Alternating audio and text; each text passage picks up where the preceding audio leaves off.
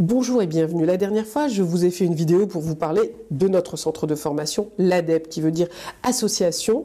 Alors on m'a dit que j'avais des pics derrière les oreilles. Voilà, hop, c'est fait. Association pour le développement à l'éducation permanente. Et aujourd'hui, la vidéo que je suis en train de vous présenter, justement, c'est de vous parler d'éducation permanente. Vous savez ce que c'est? Ah, ok. Certains vont me dire, oui, on sait ce que c'est. Eh bien, tant mieux. Mais pour ceux qui ne le savent pas, c'est apprendre tout au long de la vie. C'est de pouvoir monter en compétence à tout moment de sa vie, et en venant dans notre centre de formation, vous allez pouvoir vous mettre à niveau, développer vos connaissances, vos compétences. Et ça, c'est important, parce que nous allons vous proposer une formation sur mesure en rentrant dans nos programmes et de vous permettre de peut-être décrocher un emploi pour ceux qui en recherchent, et pour ceux qui sont salariés, eh bien, de pouvoir enrichir vos connaissances et vos compétences. C'est ça, l'éducation permanente. Et c'est important que vous compreniez la mécanique de notre centre de formation. Nous sommes financés par des institutions, des fondations, qui sont des entreprises, et aussi par la vente de formations via les OPCO.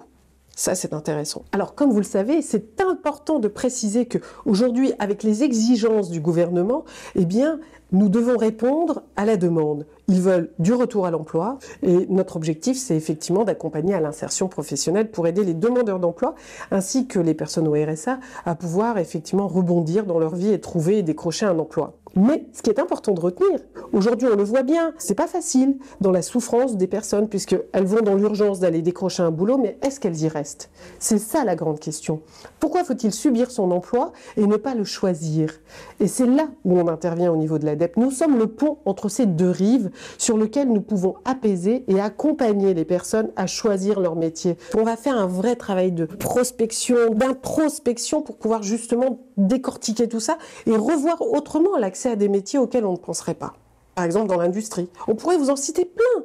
Et c'est là où on doit ne pas oublier l'importance de l'éducation permanente. Merci à toutes ces institutions qui nous financent, mais je pense que l'État devrait se pencher un peu plus sur des centres de formation comme le nôtre. L'autre point, c'est que notre mission, c'est de permettre d'accompagner les personnes à choisir leur métier. Comme l'a dit si bien Confucius, choisis un métier que tu aimes et tu auras le sentiment de ne jamais travailler un seul jour de ta vie. Alors moi, je vous invite à vraiment vous pencher sur la question de savoir quel est votre choix, parce que vous avez le choix.